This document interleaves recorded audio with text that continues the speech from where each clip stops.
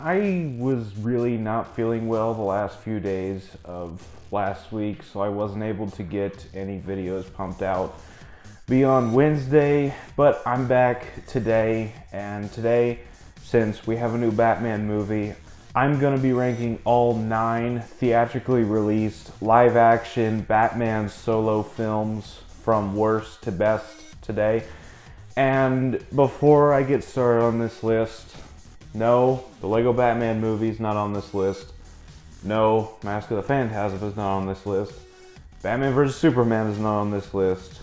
And neither is either cut of Justice League or the original Suicide Squad, because the first two are not live action and the other ones are not Batman solo movies. Even though they do feature Batman, I'm only counting the solo movies with Batman as the lead role, and they have to be live action. So without further ado, let's go ahead and get started.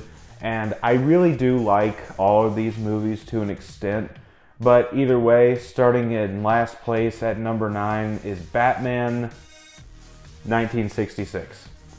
A lot of people put Batman and Robin as the bottom of the list, and I will get to that one soon enough. But for me, the one with the least amount of rewatch value is Batman 1966. I love Adam West in this role, I really do. And I do get enjoyment out of this movie. Like, I get enjoyment out of every movie on this list. It's just that this is the least rewatchable one for me. I don't really vibe well with the campy tone of this era of Batman. I grew up with the dark and gritty Batman. But this is still a fun product of its time. It's really fun to go back to as a time capsule for what Batman was seen as in the 60s. And Adam West is still very fun in this role. And Burt Ward is really fun as Robin. The 4 villains in this movie, Joker, Penguin, Riddler, and Catwoman, all really good. This is just the least rewatchable, the least memorable on the list for me. So it's in last place at number 9. Number 8, just a spot above, is Batman and Robin, the one that everyone puts at the bottom. Seemingly for good reason, because this movie is pretty bad, but it's a so bad it's good type movie for me. I really enjoy it. Sure, George Clooney is easily the weakest live action Batman, but he has some really solid scenes as Bruce Wayne. If you watch this without the goggles of this is the worst movie ever made, you'll see a lot of really good moments between Bruce and Alfred in this movie, and I really love the chemistry that they have. I really love what Joel Schumacher did with those two characters. And of course, Arnold Schwarzenegger as Mr. Freeze is just a lot of fun for me. I just really love the ice puns and how stupid it is. I don't like the other villains, and I'm not big on Chris O'Donnell as Robin in this movie, or Alicia Silverstone as Batgirl, but I still enjoy this movie to a fault. Number 7, and this one hurts because this was actually my favorite one for the longest time when I was way younger, is Batman Forever, and I still really enjoy this movie as well. It's the first Joel Schumacher. Val Kilmer was Batman, and he did a pretty good job in the role in this movie. And I still really enjoy parts of this movie. It's just obviously not my favorite anymore now that I've grown up. My tastes have matured a little bit. But this was the beginning of the end for this specific era of Batman. After Batman Returns was panned by a lot of angry parents for being too dark, the studio decided to get rid of Tim Burton and Michael Keaton, bring in Joel Schumacher to make a more lighthearted, campy version of this character. And it works to an extent. The villains in this movie, not the greatest, which I will get to on another list. Val Kilmer, still pretty good as Batman. Michael Gough as Alfred, obviously great. And I like Chris O'Donnell as Robin in this movie way more than I liked him in Batman and Robin. But either way, I still have fun with this movie, even though it's not the greatest movie in the world. Number 6 And the next few have been pretty hard to place for me because I like them, but I still have some issues with them. But number 6 is going to be Batman Begins, the first of the Christopher Nolan trilogy of Batman films. And I really love this movie. It really brought Batman back to the dark, gritty take that Tim Burton started in the 80s. And I still really love this movie. Liam Neeson as Ra's al Ghul, Christian Bale as Bruce Wayne, Batman, Michael Caine as Alfred. Just absolutely amazing castings and performances all around in this movie.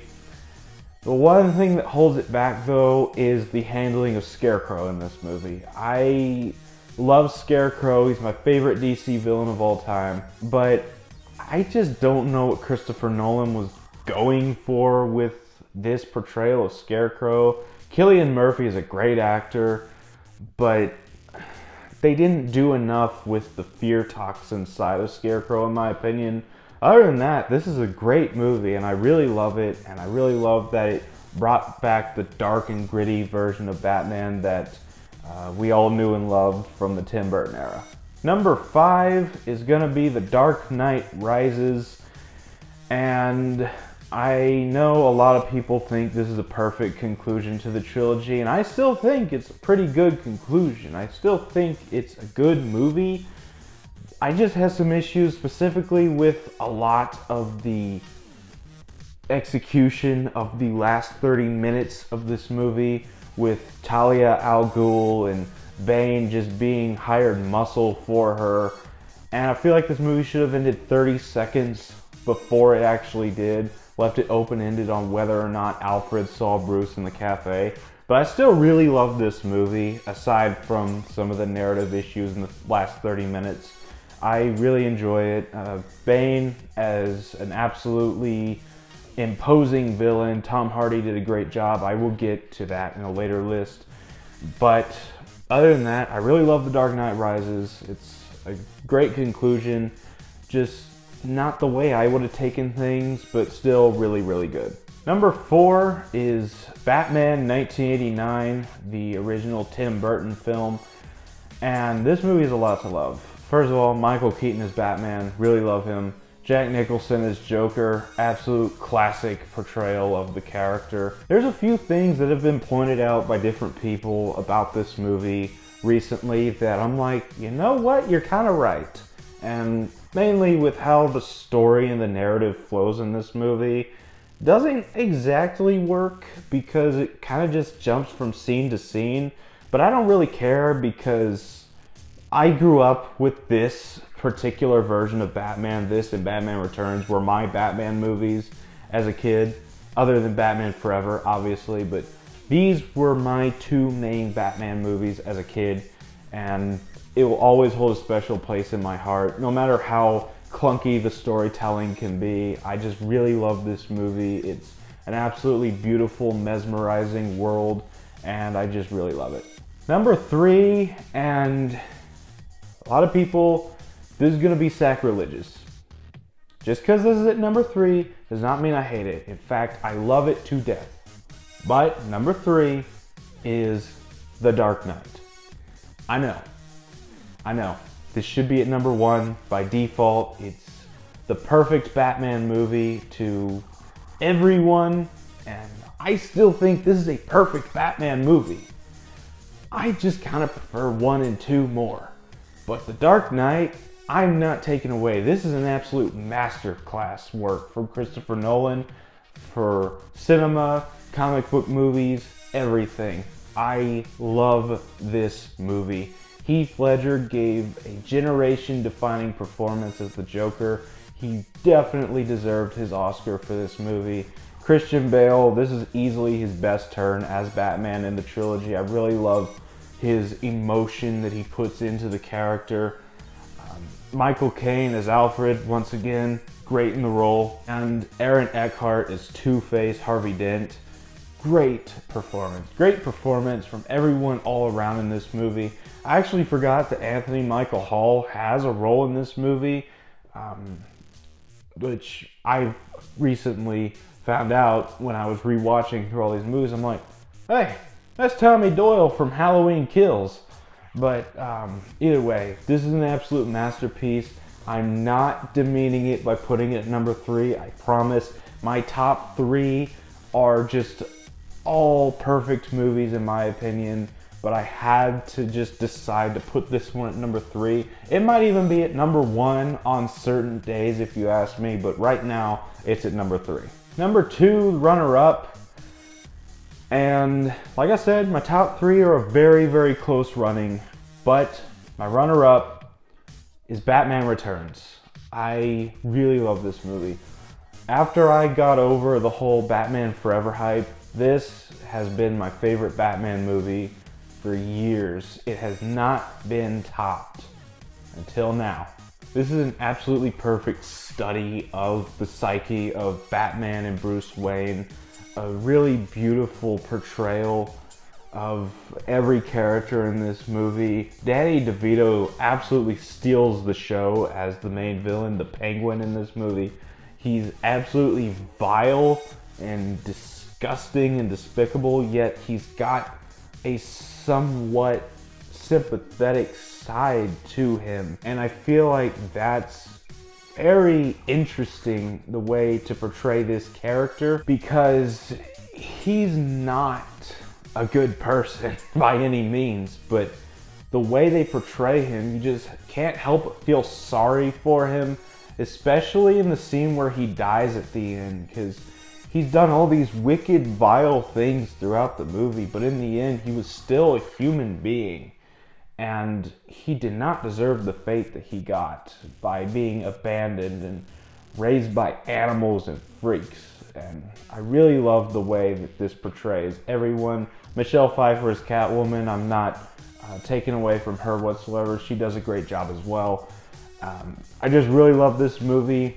But number 1 is the new kid on the block. Surprisingly, The Batman is my favorite movie of Batman. And I was not expecting this whatsoever, because I didn't think anything could top Batman 1989, Batman Returns, or The Dark Knight. But I was wrong, because this movie is absolutely everything I wanted out of a Batman movie. It's absolutely terrific. Robert Pattinson is terrific as Batman.